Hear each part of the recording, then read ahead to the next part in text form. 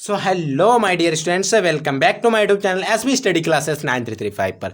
तो बच्चों, आज की इस वीडियो के अंतर्गत हम लोग डिस्कस करने वाले हैं क्लास 12 इंग्लिश के बारे में। क्लास 12 इंग्लिश का जो चैप्टर 1 है, द लास्ट लेसन नामक एक जो हमारा चैप्टर फर्स्ट है, इसके very most important question plus answer के साथ क्वेश्चन भी देखेंगे और इसमें जो भी इम्पोर्टेंट है इसके आंसर हैं वो भी देखेंगे, क्योंकि जो इम्पोर्टेंट क्वेश्चन है वो बहुत ज़्यादा हमारे बोर्ड एग्जाम के अंतर्गत आते हैं। क्योंकि बच्चों आपको बता दें, एक क्वेश्चन जो होता है वो शॉर्ट आंसर टाइप में पूछा जाता है। तो हमारे इस पूरे मतलब प्रोज जो होता है प्रोज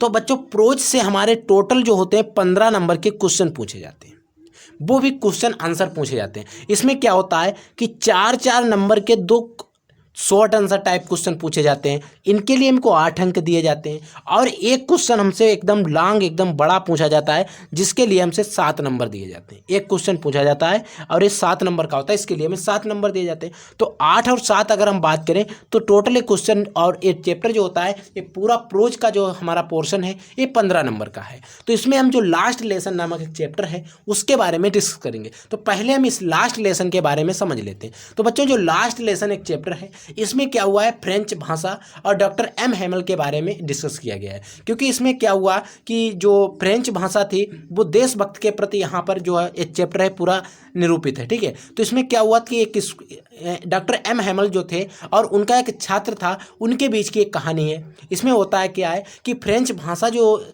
लोग पढ़ रहे थे, उस जो फ्रेंच भाषा का देश था उस पर प्रूसियों ने सेना का कब्जा हो जाता है। तो कब्जा होने से जो अध्यापक थे वो उसके क्या होते हैं, क्योंकि जब कब्जा हो गया किसी का तो वो वहाँ पर जो टीचर आएंगे वो नए आने वाले थे। तो वहाँ पर जो पुराने डॉक्टर एम हेमल जो टीचर थे, उन्होंने अपने फ्रेंच लैंग्वेज के बारे में कुछ जो भी जानकारी दी, जो भी उनके बारे में उत्सुक थे, उन सारी चीज़ों के बारे में हम इस चैप्टर के अंदर डिस्कस करेंगे। तो आइए हम इस चैप्टर को समझते हैं और इसके मोस्ट इंपॉर्टेंट क्वेश्चन को भी समझते हैं। तो आइए हम वीडियो को शुरू कर देते हैं और क्वेश्चन नंबर फर्स्ट को अच्छे से समझ लेते हैं। तो देखिए स्टूडेंट, क्वेश्चन नंबर फर्स्ट क्या है। क्वेश्चन नंबर फर्स्ट को ध्यान से समझिए और इसको अच्छे से समझ लीजिए। देखिए बच्चों, क्वेश्चन नंबर फर्स्ट के अंदर कह रहा है कि what does M Hamel says that say about the French language, यानी कि व्हाट डज एम हेमल से अबाउट द फ्रेंच लैंग्वेज, यानी कि जो डॉक्टर एम हेमल थे उन्होंने फ्रेंच लैंग्वेज के बारे में क्या कहते थे। सेज डैट फ्रेंच लैंग्वेज, यानी कि जो फ्रेंच भाषा थी उसके बारे में व्हाट डज, यानी कि जो एम हेमल थे वो क्या कहते थे। सेज डैट अबाउट से अबाउट द फ्रेंच लैंग्वेज, यानी कि जो फ्रेंच भाषा थी उसके बारे में क्या कहते थे। तो उसके बारे में क्या कहते थे, जो डॉक्टर एम हेमल थे वो कहते थे कि फ्रेंच जो है वो संसार की सर्वाधिक उत्कृष्ट भाषा है। और यह बिल्कुल स्पष्ट है, ठीक है, और पूर्णतया तर्क संगत है। इसलिए इस भाषा को सुरक्षित रखना और इसको विस्तृत रूप से नहीं मतलब बिल्कुल लुप्त नहीं होने देना हमारी जिम्मेदारी है। तो इसी चीज़ को मैंने बिल्कुल शॉर्ट तरीके से बिल्कुल इजी लैंग्वेज में अपनी भाषा में लिखा हुआ है। तो देखिए क्या लिखा है कि M Hamel says that French is the most beautiful language, यानी कि जो फ्रेंच भाषा है एम हेमल कहते हैं कि मोस्ट ब्यूटीफुल, सबसे सुंदर और सर्वाधिक मस्त और उत्कृष्ट भाषा है इन द वर्ल्ड, यानी कि पूरे विश्व में। इट इज द देखिए clearest and the most logical, यानी कि जो लॉजिकल मतलब मोस्ट लॉजिकल, सबसे ज़्यादा मतलब तर्क संगत। लॉजिक माने होता है तर्क संगत, ठीक है। तो जो फ्रेंच भाषा थी यह बिल्कुल स्पष्ट है, क्लियरेस्ट है, मतलब क्लियर है बिल्कुल, और क्या है लॉजिकल भी है, यानी कि जो तर्क संगत भाषा है। So they must guard it among them and never forget it, और इसीलिए अपनी लैंग्वेज यानी कि भाषा को सुरक्षित रखना चाहिए और उसे कभी भी विस्मृत नहीं किया जा सकता है, विस्मृत नहीं किया जाना चाहिए। इतनी चीज़ों को आप समझ लीजिए और इसका आंसर अच्छे से नोट कर लीजिए। नेक्स्ट क्वेश्चन नंबर 2 देखिए। तो देखिए बच्चों, क्वेश्चन नंबर 2 को अच्छे से समझिए।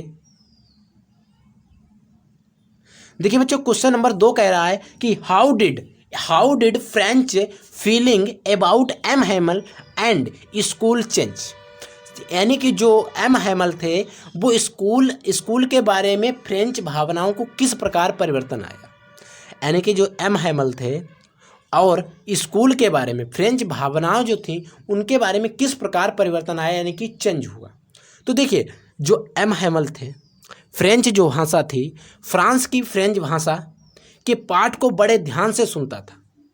फ्रेंच जो था, फ्रांस भाषा का जो पाठ था, क्योंकि उस दिन लास्ट चैप्टर था, क्योंकि उस दिन से वो भाषा नहीं पढ़ाई जाने वाली थी, तो इसीलिए वो उस भाषा को, उस चैप्टर को बड़े ध्यान से समझता था। क्या लिखा है, French was very attentive in the class to listen the lesson in French.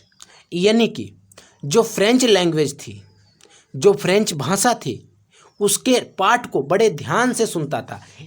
Attentive in the class यानी कि बिल्कुल कॉन्सेंट्रेंस लेकर बैठा हुआ था। Listen the lesson in French यानी कि जो लास्ट लेसन था ये फ्रेंच भाषा का। ही वाज वेरी सैड, और वो कैसा था, ही वाज वेरी सैड, बहुत दुखी था। That M Hamel want to be his teacher anymore, और हो सकता है कि अब जो एम हैमल थे वो ऐसे टीचर थे और दूसरा ऐसा अध्यापक ना मिले। यानी कि अगर हम कहें तो बहुत दुख हुआ था, वेरी सैड यानी कि बहुत दुखी हुआ था कि एम हैमल अब कभी भी भविष्य में आपके अध्यापक नहीं होंगे, क्योंकि वो अध्यापक जो भी थे, पुराने अध्यापक थे, वो जा रहे थे और वहाँ पर दूसरी जो जर्मन भाषा थी वो पढ़ाई जाएगी। तो इसीलिए फ्रेंच लैंग्वेज के जो एम हैमल थे वो जाने वाले थे, तो इसीलिए सभी बच्चे वहाँ पर बच्चों दुखी थे। ठीक है, नेक्स्ट है बच्चों, क्वेश्चन जो है वो हमारा लॉन्ग आंसर टाइप क्वेश्चन है। क्या कह रहा है कि what is the them of the story the last lesson discuss. यानी कि जो द लास्ट लेसन चैप्टर है इसकी आपको पूरी स्टोरी डिस्कस करनी है, इसकी पूरी स्टोरी के बारे में आपको बताना है। तो मैंने इसमें से कुछ स्टोरी अपने शॉर्ट शब्दों में लिखी हुई है यहाँ पर।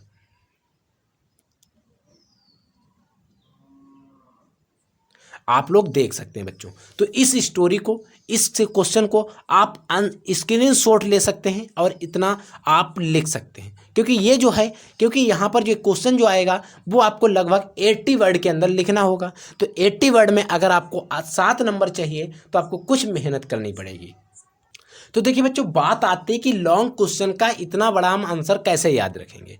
तो बाई चांस अगर आपको क्या होता है कि पूरा आंसर नहीं याद है, यानी कि आपको जो भी आंसर लिखा हुआ है पूरा सटीक नहीं आते, लेकिन आपने जो ऊपर 2 शॉर्ट आंसर टाइप क्वेश्चन पढ़े हैं उनमें आपको समझ में आ गया कि यहाँ पर डॉक्टर एम हैमल और फ्रेंच के भाषा बारे में बात की गई, और बात की गई द लास्ट लेसन के बारे में, वहाँ पर फ्रेंच भाषा के बारे में बात की। और क्योंकि वो फ्रेंच भाषा का लास्ट लेसन था तो इसीलिए वो फ्रांस का जो टीचर था वो भी दुखी था पढ़ाने के लिए, और वहाँ के बच्चे भी पढ़ने के लिए उत्सुक थे। उस दिन सभी बच्चों ने ध्यान से पाठ भी पढ़ा था। तो इतनी चीज़ आपको पता है, तो आपको क्या करना है कि अगर जैसे कि आपको नहीं याद है, वो पूरा चैप्टर नहीं याद है, तो आपको क्या करना है कि उसकी जो 2 से 3 लाइन ऊपर की आपको लिख देनी है, बीच में आपको अपना थोड़ा उसमें बना के लिख देना है, और 2 से 3 लाइन नीचे की एकदम मस्त लिख देनी है, और आपको पूरे नंबर मिल जाएंगे। क्योंकि कोई भी टीचर इतना पढ़ने का टाइम नहीं होता है, बात आप याद रखेंगे। क्योंकि अगर हम बात करें, क्योंकि टीचर जो है उनको कॉपी चेक कराने के बच्चों पैसे मिलते हैं। अगर पैसे मिलते हैं तो हर एक इंसान को पैसे प्यारे, तो क्या करता है आपके ऊपर और नीचे देख लेता है, अच्छा लिखा हुआ है, अगर आपकी राइटिंग अच्छी है तो वो आपको पूरे नंबर दे देता है। जैसे कि इसमें पूछ रहा है कि what is the theme of the story the last lesson discuss, यानी कि आपको लास्ट लेसन की जो भी स्टोरी है उसके बारे में डिस्कस करना है। तो क्या लिखा है, the theme of the story the last lesson is the peon faded the infuriated on the people of a territory by its consequences by taking away that the right to study or speak their own language। यानी कि जो French भाषा है उसका last lesson का विषय के बारे में कथा वस्तु ये है कि उसका जो सारांश है कि किसी भी राज्य के विजेता द्वारा उस राज्य के लोगों को अपनी मातृभाषा को बोलने और उसका अध्ययन करने का अधिकार वंचित करके पहुंचाई गई वेदना है। इसका मतलब ये है। फिर लिखा है द ग्रामर्स हैव कॉन्सिक्यूटेड, इन सारी चीज़ों को आपको अगर पढ़ना है, देखिए the governments have concluded a literary of the French in the battle this tetroid compresses Alsace and Lorraine the order come from brain, यानी कि Berlin, that only German will be thought in the schools of Alsace and Lorraines and the new master will come the next day. यानी कि जो French भाषा को पढ़ाने वाला था वो नया मास्टर अब आने वाला है। जो जर्मन के लोग थे, बर्लिन के लोग थे, वो क्या थे, उन सभी लोगों वो आने वाले थे, तो उन्हीं के जो मास्टर थे वो अब क्लास में आकर पढ़ाने वाले थे। तो the next day at master will come the next day, यानी कि जो मास्टर था वो नेक्स्ट डे पढ़ाने आने वाला था। तो ठीक है, तो बच्चों इन सभी क्वेश्चन को आप अच्छे से रिवीजन कर लीजिए, पढ़ लीजिए और इनको नोट कर लीजिए और इनको याद कर लीजिए, क्योंकि बच्चे अगर आप याद नहीं करेंगे तो आप शॉर्ट आंसर टाइप को तो नहीं लिख सकते हैं। लॉन्ग अगर आप शॉर्ट याद कर लेते हैं तो लॉन्ग आंसर टाइप को क्या कर सकते हैं, आप बनाकर भी बच्चों लिख सकते हैं। ठीक है, तो इन सभी क्वेश्चंस को याद रखेंगे। तो आई होप आपको वीडियो पसंद आया। वीडियो अगर पसंद आए तो वीडियो को लाइक कर देना, चैनल पे नए चैनल को सब्सक्राइब कर देना। इसी प्रकार से नॉलेजेबल और इन्फॉर्मेटिव वीडियो आपको हमारे इस चैनल पर मिलती रहती है। हम मिलते हैं नेक्स्ट वीडियो में नए टॉपिक के साथ। तब तक के लिए जय हिंद, वंदे मातरम।